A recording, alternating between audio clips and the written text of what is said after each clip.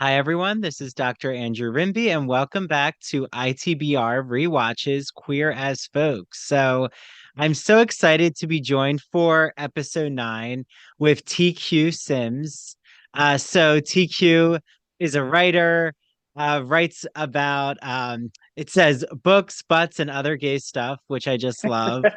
Um, on his Instagram, and he's the author of the new novel Godspeed Lovers, which we'll get into a little later.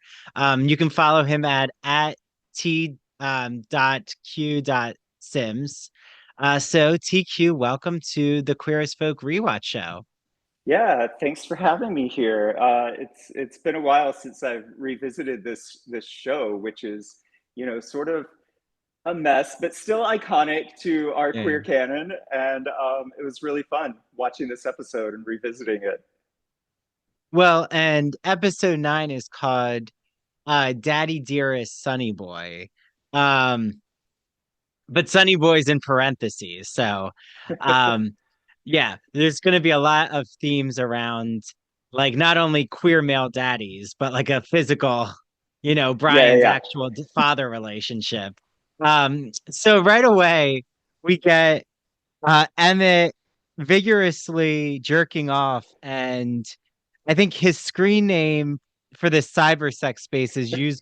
No, he's talking to someone whose name is use my whole 27.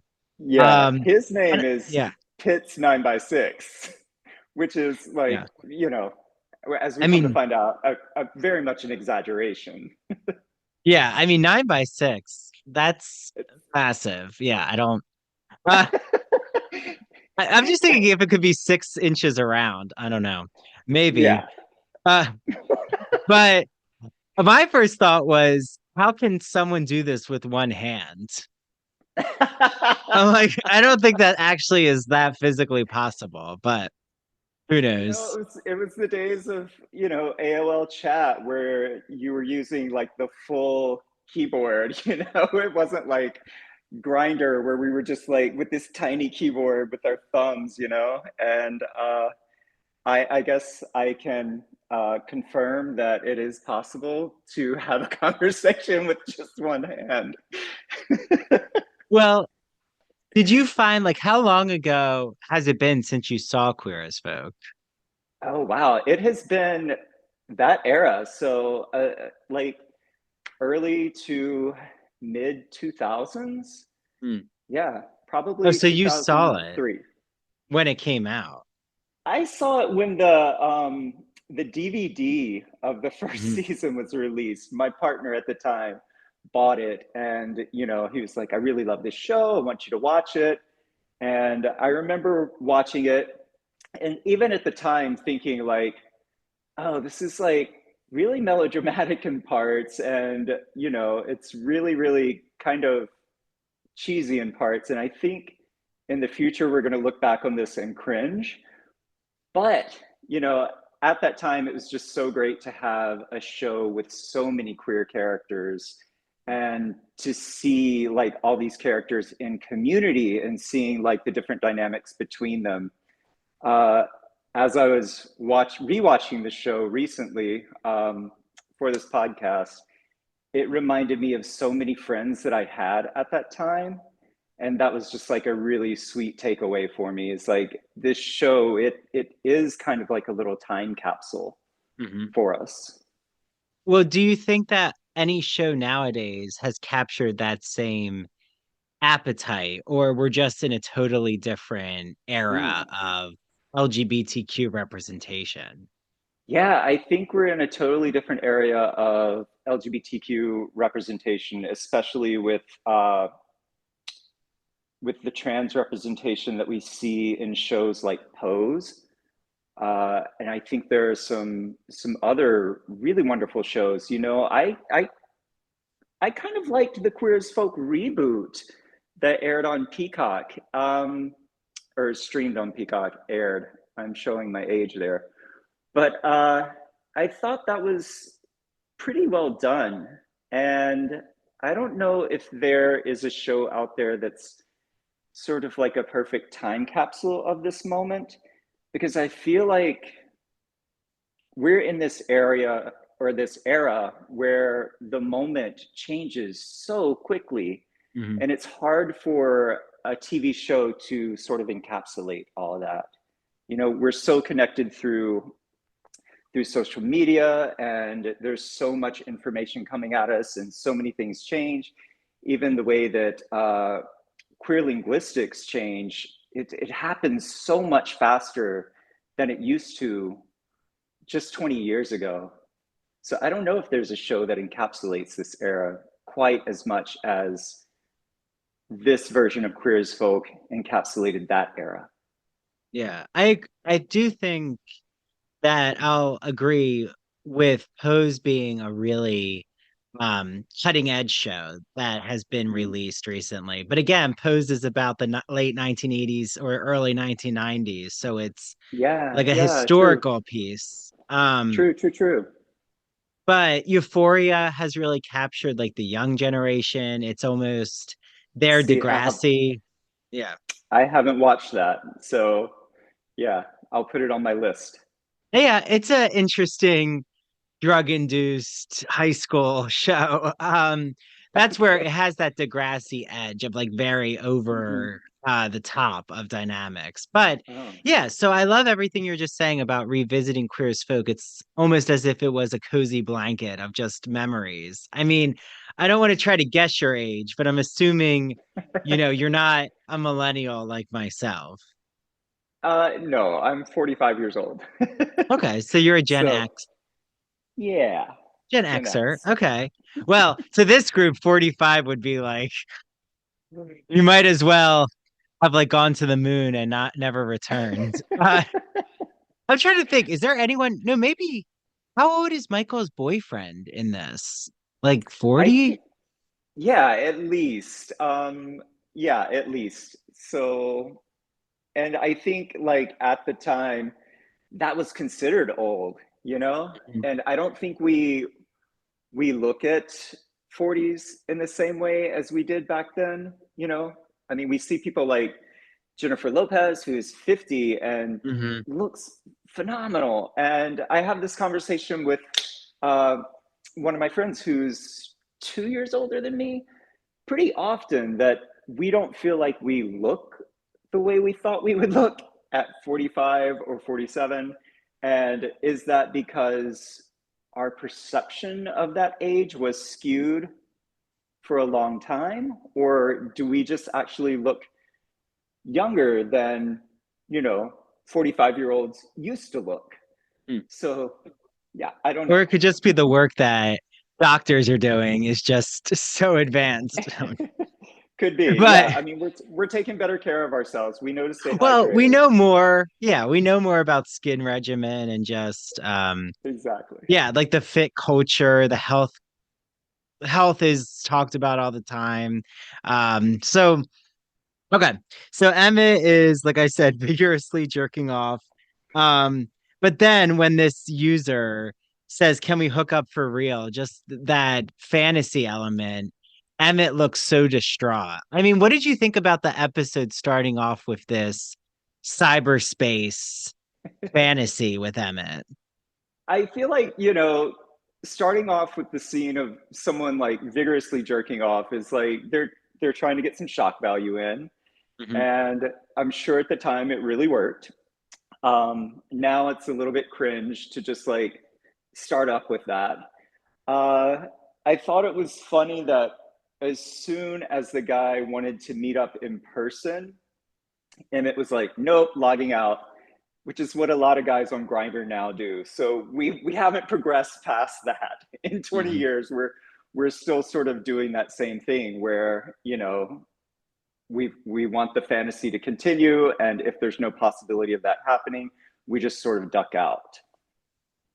Yeah, I've been watching The Fall of the House of Usher for an upcoming show. And I can't tell like, you how many people have recommended that to me. oh yeah, well, definitely you should start watching. It's really Okay, good. I will. But there's this one character who, like, I don't want to spoil who it is, but she's like kind of the philosophical voice, I guess, the gothic Okay. voice. And she has this whole discussion about pure happiness or pure ecstasy. Um, Mm.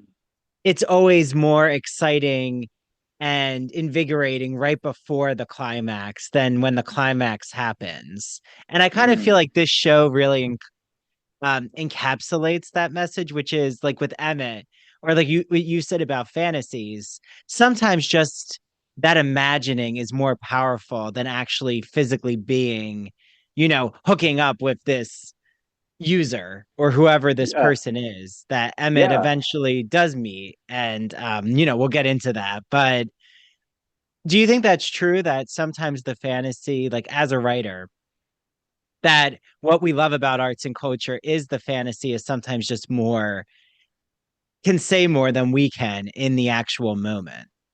I think, yes. I think there's a lot of layers to that. I think, one of the reasons that we're attracted to a fantasy story, whether it's, a fantasy of someone that we have as we're talking to them online, or it's, a fantastical work of fiction that we're indulging in. I think there's a comfort and a safety in that fantasy. And then when it becomes real life, we have to make ourselves vulnerable.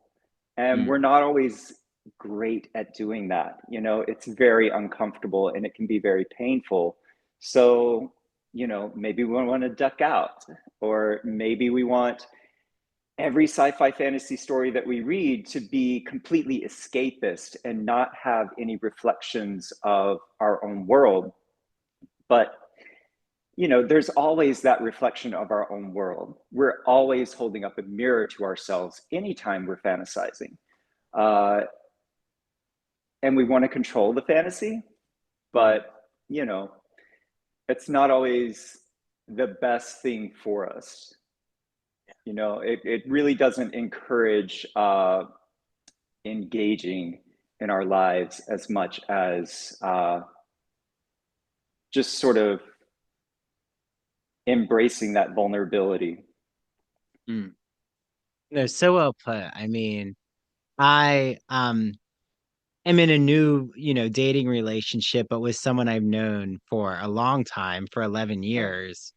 And a conversation that like I've just had with him is um that we should be always anticipating to work through obstacles, and that's healthy, like knowing that it's like sometimes he'll use the word, I'm going to call you out, Lawrence, but he'll use the word perfect, and it makes me nervous because I don't yeah, like the word perfect, since nothing is ever going to be completely, you know, idyllic. And I'd rather like us just face reality. But yes, of course, there's beautiful moments, and right, absolutely. cuddling is beautiful. Um, like those romantic, intimate moments, like working together, but there's going to be conflicts with your communication style. And Yeah. like, we even, we live about an hour and a half away. He's in Jersey, I'm on Long Island, but I kind of do like at this beginning stage, the separation, like has me Hmm. reflect on things of, wow, I miss when we were doing this together, or,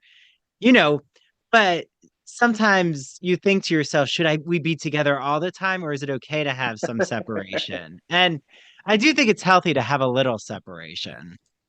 I do too. I mean, I think, whatever works for people, if it genuinely works, do it. But I do think having your own space, physically, mentally, emotionally, is so important for any relationship.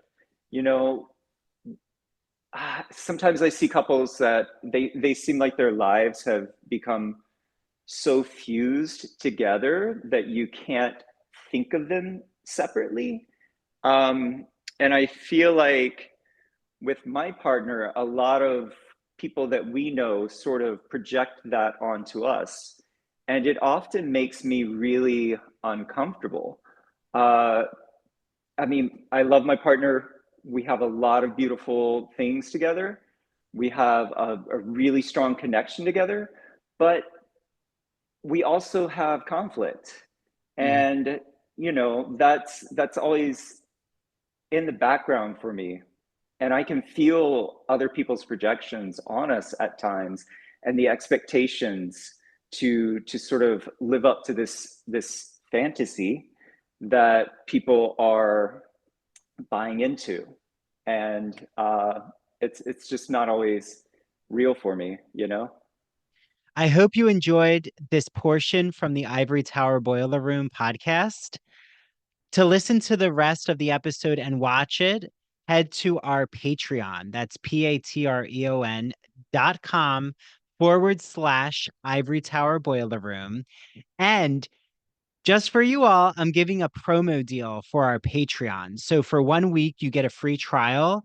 Join the ITBR professor level, which is $10 a month. But again, you get a 1 week free trial and you can watch the rest of this episode and also see our full catalog of unedited and ad-free video episodes, exclusive audio episodes, including Married to Pippi's True Crime and Academia series, our Queer as Folk and Smash TV show rewatch podcast episodes.